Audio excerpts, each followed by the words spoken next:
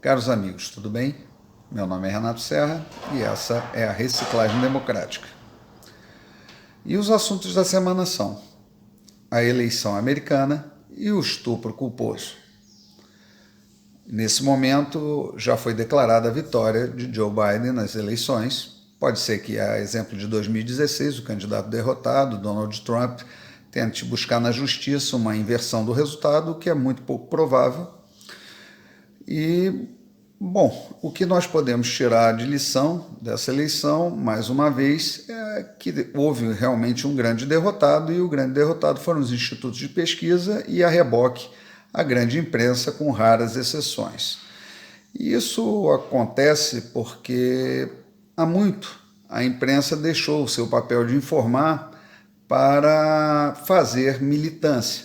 Esqueceu-se o fato e se abraça nas versões.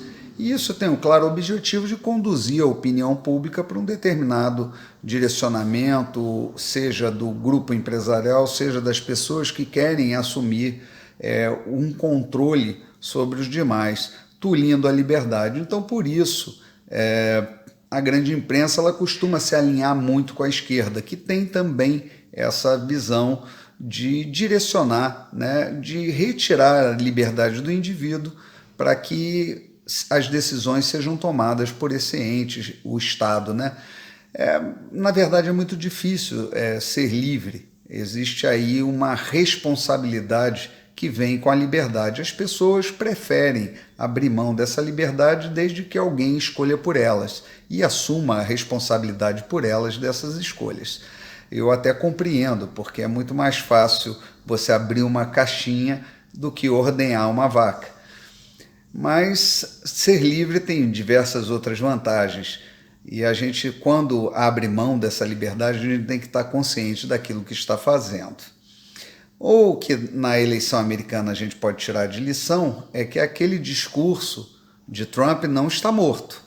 Ele pode ser uma figura controversa, uma figura pouco simpática, e isso, a rejeição à pessoa de Trump foi muito grande nessas eleições. Mas o discurso dele não, ele continua vivo e muito forte nos Estados Unidos. E esse discurso é o discurso exatamente que criou esse país que hoje é a maior potência econômica e armamentista do planeta. Bom, outra coisa que nós podemos perceber ainda como análise, né, que não foi uma vitória tão grande dos democratas assim, uma vez que o Senado ficou equilibrado, né, o mesmo número de cadeiras, tanto para democratas quanto para republicanos, e ainda perderam espaço, né, na Câmara de Deputados, há mais republicanos do que nesse último mandato. Então, sem o controle das casas e tendo Trump conseguido impor 3 nomes para a Suprema Corte Americana de juízes conservadores, os democratas vão ter que realmente buscar um equilíbrio, né, entre o discurso e a ação durante esses próximos 4 anos.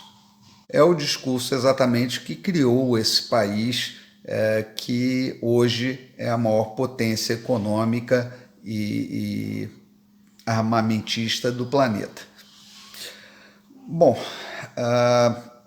outra coisa que nós podemos perceber ainda como análise, né, que não foi uma vitória tão grande dos democratas assim, uma vez que o Senado ficou equilibrado, né, o mesmo número de cadeiras, tanto para democratas quanto para republicanos, e ainda perderam espaço, né, na Câmara de Deputados, há mais republicanos do que nesse último mandato. Então, sem o controle das casas e tendo Trump conseguido impor 3 nomes para a Suprema Corte Americana de juízes conservadores, os democratas vão ter que realmente buscar um equilíbrio, né, entre o discurso e a ação durante esses próximos 4 anos. Já no caso Mariana Ferrer, eu não me aprofundei muito no tema, mas para mim 2 fatos que estão dentro do inquérito são decisivos para um veredito. Primeiro, o fato que a menina era virgem, né? E teve comprovado através do exame de corpo de delito, e que o rapaz, na ocasião que foi perguntado a primeira vez, que foi depor, ele mentiu dizendo que não havia tido relações com ela, e que depois o exame de DNA levou à conclusão que havia, sim, material genético dentro da menina que pertencia ao rapaz. Essa mentira e esse fato já, por si só, caminham, junto com as outras circunstâncias, a um veredito realmente de estupro. Mas o que mais impressionou foi a forma como a menina foi tratada durante essa audiência, né? Mais parecendo réa do que vítima.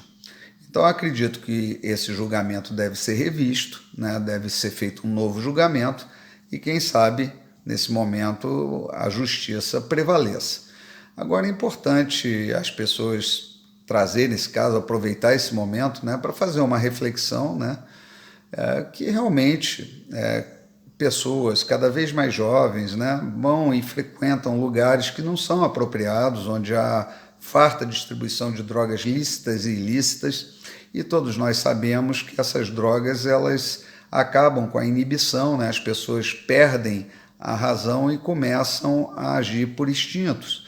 E você, sendo um adulto, uma pessoa experiente, tendo responsabilidade sobre si mesma, tudo bem, isso daí é uma questão de escolha, mas quando você fala em adolescentes e pessoas muito jovens, esse tipo de ambiente não é adequado. Cabe aos pais a ver isso e ter um certo cuidado.